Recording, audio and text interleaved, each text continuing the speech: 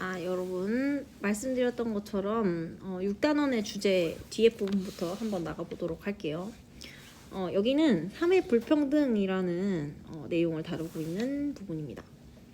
일단 사회 불평등 현상이 뭔지 PPT를 통해서 한번 같이 보도록 해요. 지금 우리 학습지에는 사회 불평등 현상이라는 것이 사회적인 희소가치, 부, 명예, 권력 이런 것들이 사람들 사이에 차등하게 분배되는 현상이다 라고 하면서 사회계층의 양극화 현상을 제시하고 있죠. 정리를 일단 하면 사회 불평등 현상이라는 거는 사회적 희소가치, 우리 희소하다라는 말 배웠었죠? 희소하다라는 게 뭐였어요? 사람들의 욕구에 비해서 자원이 부족한 현상을 우리가 희소하다라고 이야기했는데, 그러한 사회적 자원들은 부와 권력, 지위 혹은 명예 이런 것들이 있다라는 거고요. 그리고 그래서 이런 것들을 많이 가지고 있는 사람부터 적게 가지고 있는 사람들까지 사람들이 서열화, 부자부터 가난한 사람까지 줄을 설 수 있죠. 그런 것처럼 서열화되어 있는 현상을 사회 불평등이라고 합니다. 이러한 불평등은 자원이 희소하기 때문에 어쩔 수가 없어요. 그런데 그 문제가 심해지면은 이제 사회 문제가 발생한다는 거죠. 그래서 그렇게 해서 발생할 수 있는 사회 문제가 어떤 게 있냐? 크게 세 가지가 등장하고 있는데요. 먼저 첫 번째는 사회계층의 양극화, 두 번째가 사회적 약자에 대한 차별, 세 번째로는 공간 불평등 이렇게 제시가 되고 있어요. 먼저 사회계층의 양극화를 PPT를 통해서 한번 보도록 할게요. 양극화 제가 지금 한자로 써놨는데요. 이 양자가 뭐냐면은 둘 양자죠. 극자는 우리가 남극, 북극, 양극단이다 할 때 그 극자를 말하는 거예요. 극극자예요. 그러니까 양극화라는 거는 뭐겠어요? 두 개의 극으로 사회 계층이 나뉘어지는 현상을 사회계층의 양극화라고 하겠죠.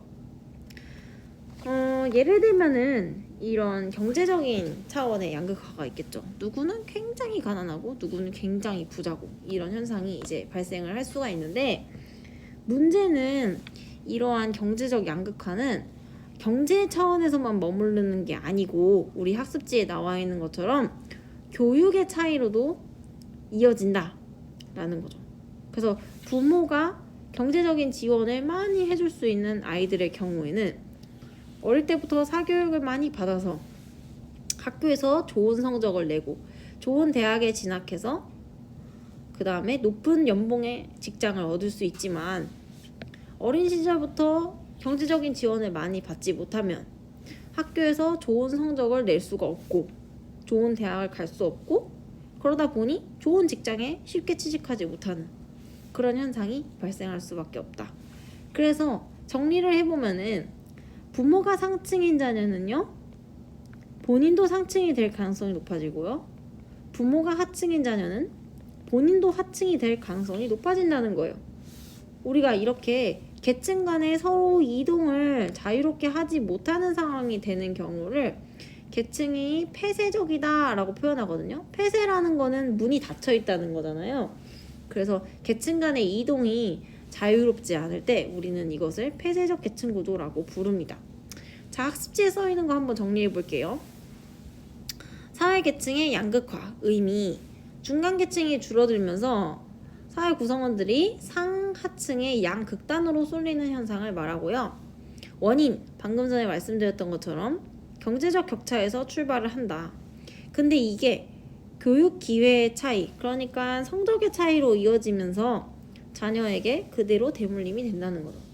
이것의 문제점, 내가 상층이 되는 것이 어떻게 보면 부모가 상층이기 때문일 수 있다는 거죠. 즉 능력이나 업적에 의한 계층이 이동되는 것을 막으면서 아무리 똑똑해도 성공할 수가 없게 되는 사회가 되다 보니까 능력이나 업적에 의한 계층 이동을 막고요. 폐쇄적인 계층 구조가 형성되게 된다. 즉 계층 간의 이동이 자유롭지 않은 사회가 된다는 거죠.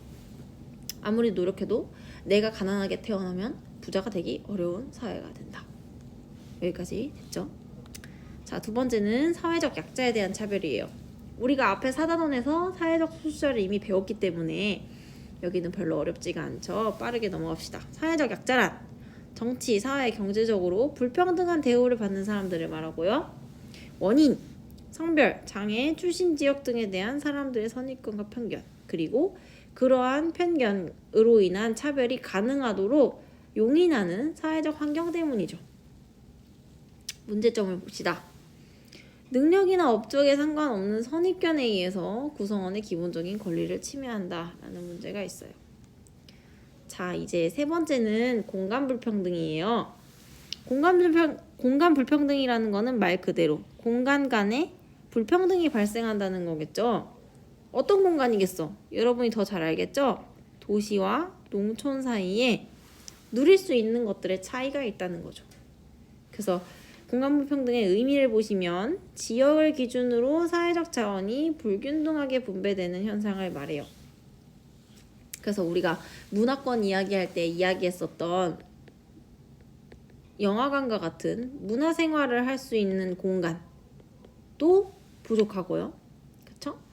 그리고 뭐 의료시설, 종합병원 같은 거 부족하고요. 그죠? 그리고 교육, 여기 특수목적 고등학교 없잖아요. 뭐 예를 들면 그런 시설. 그 다음에 국립대 없잖아요. 그런 것들이 이제 문제가 된다.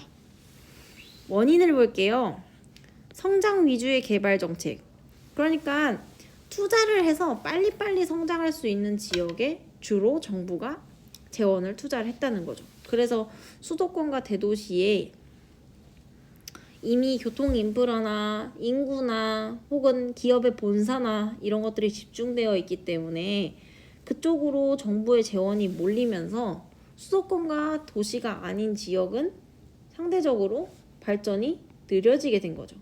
그러면서 도시와 농촌 간의 차이가 계속해서 커지게 되었다. 문제점을 볼게요. 이 공간 불평등의 문제는 지역 간의 소득이 불평등한 거에서 끝나지 않고 교육, 문화, 의료시설 등 생활환경의 전반적인 불평등으로 이어져요. 그걸 PPT로 한번 확인해 볼게요. 자, 예를 들어서 지금 아까 설명했던 것처럼 소득 격차가 난다고 했잖아요. 자, 이쪽 슬라이드를 한번 봅시다. 여기를 한번 보게 되면은요. 지금 전라북도 같은 경우에는 산업단지가 거의 없다시피 하거든요. 그래서 소득이 굉장히 낮은 상황인 것을 볼 수가 있죠. 반면에 수도권, 경기도 지역 소득이 좋죠. 여기도 산업단지가 있죠. 그래서 굉장히 1인당 지역 내 총생산에 차이가 나고 있다는 것을 알 수가 있습니다. 그리고 이게 이제 뭘로 이어지게 되냐면은 도시와 농촌 사이에 차이가 나게 되는데 여기 보시게 되면은 도농 간의 소득 격차라고 처음에 나와 있는 거 보이죠? 도시가구 소득은 6,616만 원이라는 소득을 올리는 반면에 농가에서는 4,118만 원. 물론 평균이기 때문에 모든 가구가 다 그렇진 않지만 상대적으로 도시가 농촌보다 소득이 높은데요.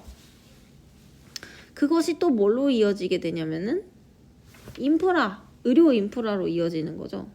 그래서 인구 10만 명당 의사 수를 보게 되면은요. 대구, 중구 같은 경우에는 인구 10만 명당 1,070명 정도의 의사가 있는 반면에 강원도 고성 같은 경우에는 인구 10만 명에 약 40명 정도의 의사만이 있다는 것을 알 수가 있죠. 그래서 똑같이 응급실에 가더라도 살게 될 확률은 사실상 도시가 높다라는 것을 알 수가 있죠. 그래서 단순히 내가 어디에 사는 것이 소득의 차이에서만 끝나는 게 아니라 내가 아플 때 살고 죽는 문제까지로 또 이어질 수 있다라는 거. 그게 이제 문제가 된다라는 이야기입니다. 자, 그렇게 해서 우리가 주제 4까지 보았어요.